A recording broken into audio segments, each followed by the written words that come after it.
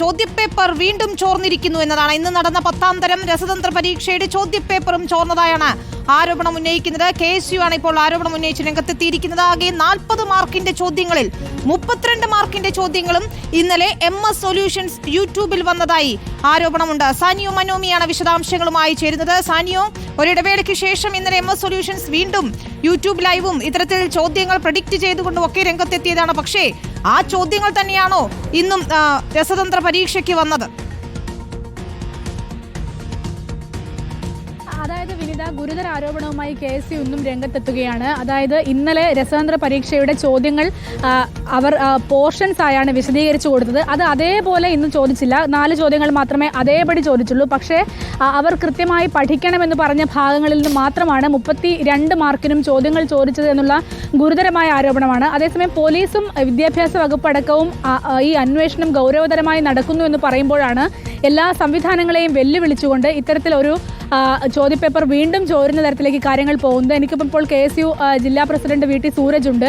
അതായത് ഇന്ന് വീണ്ടും ചോദ്യപേപ്പർ ഇങ്ങനെ ആവർത്തിക്കുകയാണ്. 32 മാർക്കോളം ഉണ്ട്. ഇതൊരു വലിയ വെല്ലുവിളി കൂടിയല്ലേ അവർ നടത്തുന്നത്? ക്രൈംബ്രാഞ്ച് അന്വേഷണം നടന്നുകൊണ്ടിരിക്കുന്നു. വിദ്യാഭ്യാസ വകുപ്പ് ഇതിൽ ചോദ്യപേപ്പർ ചോർച്ച സ്ഥിരീകരിക്കുന്നു. എന്നിട്ടും ഇവർ വീണ്ടും ഈ യൂട്യൂബ് ചാനലിനെ സംരക്ഷണം നടത്തിക്കൊണ്ട് വിദ്യാർത്ഥികളോട് ക്വസ്റ്റ്യൻ വിശകലനം ചെയ്യുന്നത്, പിന്നീട് പിറ്റേ ദിവസം അതേ ക്വസ്റ്റ്യനുകൾ അതേ പോർഷനിൽ നിന്ന് ആവർത്തിക്കുന്നത് വിദ്യാഭ്യാസ വകുപ്പിനോടും ആഭ്യന്തര വകുപ്പിനോടുമുള്ള വെല്ലുവിളിയാണ്. ആഭ്യന്തര വകുപ്പിനും വിദ്യാഭ്യാസ വകുപ്പിനൊന്നും ഞങ്ങൾ പുല്ലുവില ആണ് കണക്കാക്കുന്നതെന്നാണ് ഇപ്പോൾ MS സൊല്യൂഷൻ്റെ ഷുഹൈബ് പറയുന്നത്. കൊടുവള്ളിക്കാരനായ ഒരു ചെറുപ്പക്കാരന് ഇത്രയേറെ വലിയ രീതിയിൽ ആഭ്യന്തര വകുപ്പിനെയും ക്രൈംബ്രാഞ്ച് അന്വേഷണത്തെയും വിദ്യാഭ്യാസ വകുപ്പിൻ്റെ നടപടികളെയും വെല്ലുവിളിക്കാൻ സാധിക്കുന്നുണ്ട് എങ്കിൽ MS സൊല്യൂഷൻ്റെ പിറകിലുള്ള ഉന്നതമായ രാഷ്ട്രീയ ബന്ധങ്ങൾ അന്വേഷിക്കപ്പെടേണ്ടതാണ്. ഇതിന് പിന്നിൽ ഒരു MS സൊല്യൂഷനല്ല. MS സൊല്യൂഷന് പിടി വീണാൽ അവിടെ അടച്ചു പൂട്ടേണ്ടി വരിക ഒരു MS സൊല്യൂഷനല്ല, കോഴിക്കോട് ജില്ലയിലെ നിരവധിയായ സ്വകാര്യ ട്യൂഷൻ സെൻ്ററുകളായിരിക്കും. അതുകൊണ്ടാണ്, അല്ലെങ്കിൽ ഒരു പ്രമുഖമായ ട്യൂഷൻ സെൻ്റർ അടച്ചുപൂട്ടേണ്ടി വരും. അതുകൊണ്ടാണ് MS സൊല്യൂഷനെ തൊടാൻ സർക്കാർ മടി. അതെന്തുകൊണ്ടാണ് അടച്ചു പൂട്ടേണ്ടി വരും എന്ന് പറയുന്നത്? അവർക്ക് ഇയാൾക്ക് ഈ ഷുഹൈബിന് അതിലെന്തെങ്കിലും പങ്കോ അങ്ങനെ എന്തെങ്കിലും ആരോപിക്കാനുണ്ടോ?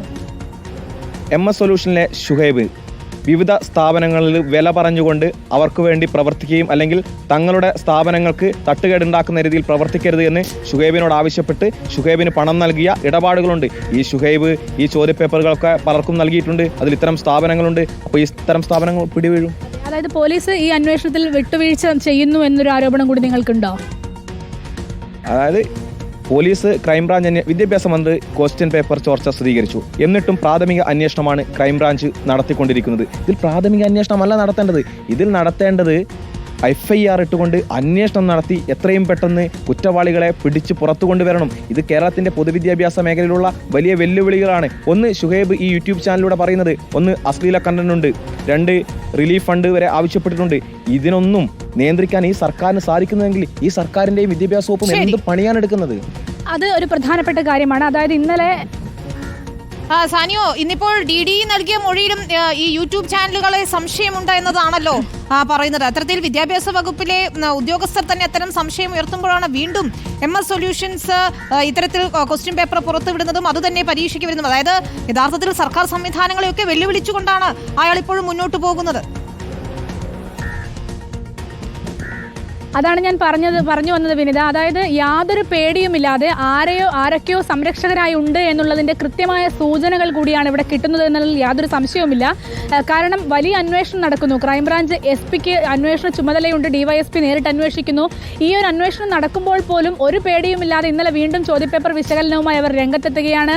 മാത്രവുമല്ല 32 മാർക്കിൻ്റെ ചോദ്യങ്ങൾ അതേപോലെ ആ പോർഷൻസ് അതേപോലെ ആവർത്തിക്കുന്നു എന്നൊക്കെ പറയുമ്പോൾ അത് വലിയ ഗുരുതരമായ കുറ്റകൃത്യം തന്നെയാണ്. അവിടെ FIR ഇട്ട് അന്വേഷിക്കാനുള്ള നടപടി എടുക്കുന്നില്ല എന്നാണ് KSUവിൻ്റെ പ്രധാനപ്പെട്ട ആരോപണം. മാത്രവുമല്ല MS സൊല്യൂഷൻസിൻ്റെ ഡയറക്ടർ കൂടിയായ CEO കൂടിയായ ഷുഹൈബ് മറ്റ് സ്ഥാപനങ്ങളെയൊക്കെ പണം വാങ്ങിക്കൊണ്ട് അവരെയും സഹായിക്കുന്നുണ്ട് എന്നൊരു ആരോപണം കൂടി ഇപ്പോൾ KSU ഉയർത്തുകയാണ്. കൂടാതെ ഇന്നലെ വൈകുന്നേരം നടത്തിയ ക്ലാസ് വിശകലനത്തിൽ 1500 രൂപ ഗൂഗിൾ പേ ചെയ്തതിന് ശേഷം വാട്സാപ്പ് ഗ്രൂപ്പിൽ അംഗമായാൽ നിങ്ങൾക്ക് ചോദ്യങ്ങൾ മുഴുവനായി തരാമെന്നൊരു കാര്യം കൂടി MS സൊല്യൂഷൻസ് ആ ലൈവിൽ പറയുന്നുണ്ടായിരുന്നു എന്നാണ് KSU പറയുന്നത്.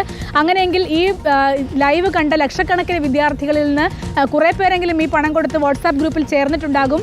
അങ്ങനെയെങ്കിൽ വലിയൊരു തുക ചാരിറ്റിയുടെ മറവിൽ എന്ന പേരിൽ MS സൊല്യൂഷൻസ് പിരിച്ചു എന്ന ഗുരുതരമായ ആരോപണവുമുണ്ട്. ഏതായാലും ഈ ആരോപണങ്ങളൊക്കെ നിലനിൽക്കുമ്പോഴും പോലീസ് അന്വേഷണത്തെ പോലും പേടിയില്ലാതെ MS സൊല്യൂഷൻസ് അതിന്റെ പ്രവർത്തനങ്ങൾ തുടരുക തന്നെയാണ്. ശരി, സാനിയോ ആണ് വിവരങ്ങൾ നൽകിയത്.